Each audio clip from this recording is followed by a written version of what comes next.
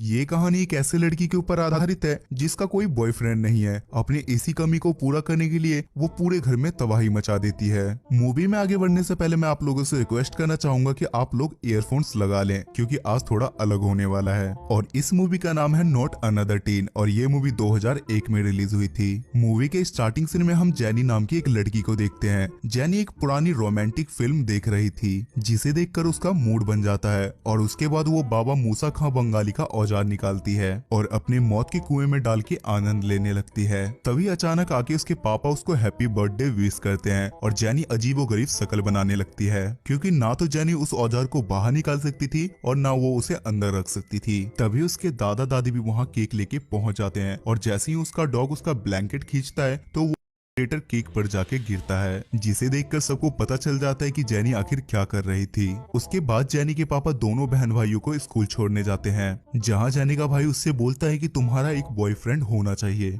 जैनी बोलती है कि मुझे अपने पसंद का लड़का चाहिए। तब उसका भाई बोलता है कि तुम जल्दी से किसी को पसंद करके उसके साथ घबाघब कर लो क्योंकि तुम्हें पापा का रूल पता है ना, तुम बड़ी हो, पहले तुम घबाघब करोगी उसके बाद मुझे पलंग तोड़ने का मौका मिलेगा। उसके बाद उसके पापा उन दोनों को स्कूल छोड़ के वहाँ से चले जाते हैं। तब वहाँ जैक नाम का एक लड़का आता है जो काफी स्मार्ट था और सारी लड़कियां उस पर जान लुटाती थी। थोड़ी देर में जैनी के पास रिकी नाम का एक लड़का आता है जो जैनी को बर्थडे गिफ्ट देके उसे इनडायरेक्टली बोलता है कि मैं तुमसे बहुत प्यार करता हूँ और मुझे तुम्हारी लेनी है, पर जैनी उसे इग्नोर करके आगे बढ़ जाती है। इधर जैनी का भाई अपने दोस्तों से बोलता है कि बस अब बहुत हुआ और अब मुझे किसी लड़की के साथ घबाघब करना है और मुझे अपनी लूज करनी है। तभी वो सामने एक अमेंडा नाम की लड़की को देखता है जो उसे अपने लिए परफेक्ट लगती है। इधर जैक अपने दोस्तों के साथ एंजॉय कर रहा था। तभी वहाँ कैथरीन नाम की लड़की आके उसके साथ आंख मटक्का करने लगती है, पर जैक किसी तरह अपनी इज्जत बचाता है। दरअसल जैक की ऑलरेडी प्रिस्ला नाम की गर्लफ्रेंड है जो उसे बाहर किसी इंपॉर्टेंट काम से जल्दी से बुलाती है। प्रिस्ला जैक को बुला के उससे बोलती है कि मैं तुमसे ब्रेकअप कर रही हूँ क्योंकि मुझे तुमसे अच्छा कोई और मिल गया है। जैक शॉक हो जाता है कि प्रिस्ला मेरे जैसे स्मार्ट लड़के को कैसे छोड़ सकती है जिस पे लाखों लड़कियां जान लुटाती हैं। इधर जैनी ड्राइंग रूम में ड्राइंग कर रही थी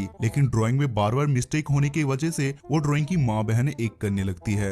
बाहर निकलने के बाद जैक और उसके फ्रेंड प्रिस्ला को किसी और लड़की के साथ देखते हैं। जैक का दोस्त बोलता है कि प्रिस्ला काफी सुंदर है और इस बार भी प्रोम क्वीन वही बनेगी, पर जैक बोलता है कि ऐसा कुछ भी नहीं है, ये सब एक मेकअप का कमाल है जिसके कारण कोई भी लड़की सुंदर बन सकती है। जिस पर जैक का दोस्त उससे शर्त लगाता है कि अगर तुमने स्कूल की सबसे चंपू लड़की को प्रोम क्वीन बना दिया तो तुम शर्त जीत जाओगे। तभी वहाँ सामने से जैनी आ रही थी और जैक का दोस्त जैनी का ही नाम लेता है और जैक को इस बात को मानना पड़ता है क्योंकि उसने शर्त लगाई थी। क्लासरूम में पहुंचने के बाद रिकी इनडायरेक्टली पोएम सुना के जैनी को प्रपोज कर रहा था, पर जैनी भी उसे पोएम समझकर इग्नोर कर देती है। इधर जैनी का भाई अपने दोस्तों के साथ अलग ही कारनामे कर रहा था। वो लोग एसी की सीलिंग में घुस के लड़कियों को कपड़े बदलते हुए देख रहे थे। कुछ दूर आगे बढ़ने के बाद वो तीनों जैनी के क्लासरूम में जाके गिरते हैं जिसके कारण उन तीनों को पनिशमेंट मिलती है। इधर जैक जैनी के पास जाके उसे डेट के लिए इनवाइट करता है और बोलता है कि मुझे तुम्हारी लेनी है, पर जैनी उसे मना कर देती है क्योंकि उसने 6 साल में कभी जैनी से बात नहीं की थी।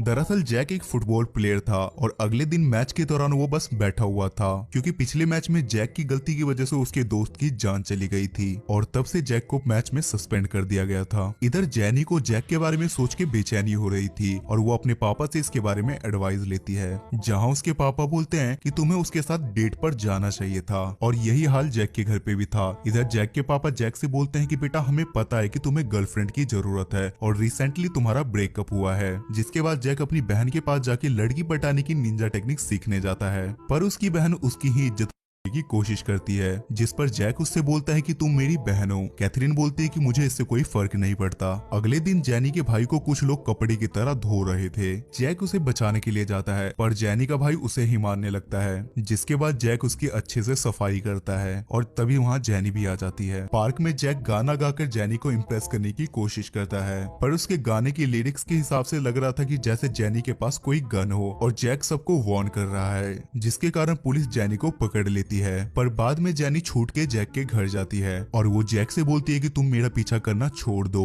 जिस पर जैक उसे अपना काला नाग दिखाता है, पर जेनी उसके काले नाग को इग्नोर करके वहाँ से चली जाती है। उसके बाद जैक अपनी बहन कैथरीन के साथ जेनी के घर पे उसे पार्टी में लाने के लिए जाता है, जहाँ कैथरीन जेनी को कमरे में ले जाके उसे अकेले में तैयार करती है। आफ्टर सम टाइम जेनी को देख के जैक सोच में पड़ जाता है, क्योंकि वो बहुत सुंदर लग रही थी और वो स्लो मोशन में नीचे आ रही थी, लेकिन देखते ही देखते उसका स्लो मोशन फास्ट मोशन में बदल जाता है। उसके बाद पार्टी में सब लोग जेनी को ही देख रहे थे, क्योंकि वो बहुत ही ज्यादा खूबसूरत लग रही थी। थोड़ी देर में ड्रिंक करने के बाद जेनी नशे की हालत में ड्रामेबाजी करने लगती है और तभी जैक की एक्स जेफ वहाँ आकर जेनी की झंड कर देती है और जेनी वहाँ से चली जाती है। रात में जैक जेनी के घर जाके उसके साथ अपनी फैमिली की बात करने लगता है। बातों ही बातों में वो दोनों चुम्मा चाटी करने वाले थे, लेकिन किस करने से पहले वो दोनों अनकंफर्टेबल हो जाते हैं। जैक अब सच में जेनी को लाइक करने लगा था और वो वहाँ से चला जाता है। अगले दिन स्कूल में प्रिस्ला फिर से जेनी की झंड करने लगती है, लेकिन इस बार जेनी को घंटा कोई फर्क नहीं पड़ता। उसके बाद जैक का दोस्त उसे याद दिलाता है कि तुमने मेरे साथ कोई शर्त लगाई थी और इसी वजह से जैक जेनी को अगले दिन मैच के लिए इनवाइट करता है। जेनी भी काफी एक्साइटेड होती है और वो आने के लिए हाँ कर देती है।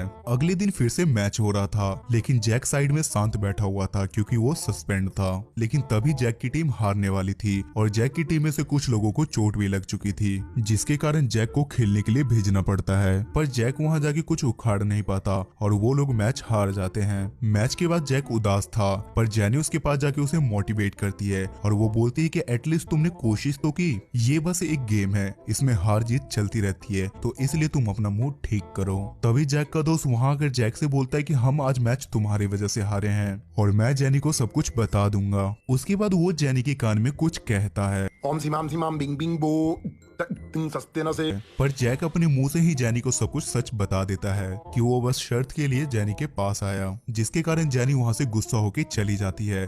जैक का दोस्त उससे बोलता है कि मैंने उसके कान में कुछ भी नहीं कहा, जिसका मतलब जैक खुद चूतिया बन के अपने पैड पे कुल्हाड़ी मार ली। उसके बाद वो दोनों एक दूसरे से बहुत दिनों से नहीं मिलते और दोनों को एक दूसरे की याद आ रही थी और दोनों का दिल एक ही गाना गा रहा था। फिर प्रोम क्वीन वाले दिन जेनी का भाई उसको अपने साथ लेके आता है और इधर जैक भी अपनी बहन कैथरीन को लेके आया था। इधर हिम्मत करके जेनी का भाई अमेंडा को अपना लव लेटर दे देता है, जिसमें लिखा था कि जाने जिगर जाने मन तुझको है मेरी कसम और तू जो मुझे ना मिली मर जाऊंगा मैं सनम। उसके बाद अमेंडा भी उसका गाना समझ जाती है और दोनों पलंग तोड़ने जाते हैं। इधर जेनी और जैक का दोस्त दोनों एक साथ डांस कर रहे थे और जैक अपनी बहन के साथ डांस कर रहा था। तभी कैथरीन जैक को किस करने लगती है और जेनी को ये सारी बातें बुरी लगती है, जिसके कारण वो वहाँ से चली जाती है। तभी वहाँ का प्रोफेसर प्रोम क्वीन और किंग का अनाउंसमेंट करता है, जिसमें किंग जैक था और प्रोफेसर बोलता है कि इस बार प्रोम क्वीन 2 लड़कियां बनी हैं। प्रिस्ला सोचती है कि ये मेरा और जेनी का नाम है, पर वो दोनों कोई और लड़की थी। उसके बाद जैक जेनी को ढूंढने के लिए जाता है, जहाँ बैटर बताता है कि जेनी तुम्हारे दोस्त के साथ घबाघब करने गई है। तभी रास्ते में उसे रिकी मिलता है और वो बोलता है कि मैं भी जेनी से प्यार करता हूँ और दोनों होटल रूम के पास पहुँचते हैं, जहाँ उन्हें घबाघब की आवाजें सुनाई देती है। अंदर जाने पे उन्हें पता चलता है कि उसका दोस्त जेनी के साथ नहीं बल्कि प्रिस्ला के साथ घबाघब कर रहा था और प्रिस्ला का बॉयफ्रेंड वीडियो बना रहा था। तब जैक उसे घर ढूंढने के लिए जाता है, जहाँ उसके पापा बोलते हैं कि जेनी आर्ट डिजाइन के लिए पेरिस के लिए फ्लाइट पकड़ने गई है। जैक जल्दी से एयरपोर्ट पहुंचता है और जेनी को एक फुटबॉल फेंक के मारता है, जिसके कारण वो रुक जाती है और जैक उसे अपने दिल की सारी बातें बता देता है, जिसे सुनकर जेनी पेरिस जाना कैंसिल कर देती है। ये दोनों वहाँ आपस में किस करने लगते हैं और ये मूवी यहीं खत्म हो जाती है। सो गाइस, आई होप कि आपको आज की एक्सप्लेनेशन पसंद आई होगी और इस मूवी की IMDb रेटिंग है 5.7 स्टार्स आउट ऑफ 10 और इसे गूगल यूजर ने 76% लाइक किया है। अगर आपको एक्सप्लेनेशन पसंद आती है तो मेक श्योर चैनल को सब्सक्राइब करके बेल नोटिफिकेशन जरूर ऑन करना, ताकि मुझे नेक्स्ट वीडियो बनाने की मोटिवेशन मिलती रहे। तब तक के लिए स्टे सेफ, स्टे हेल्दी।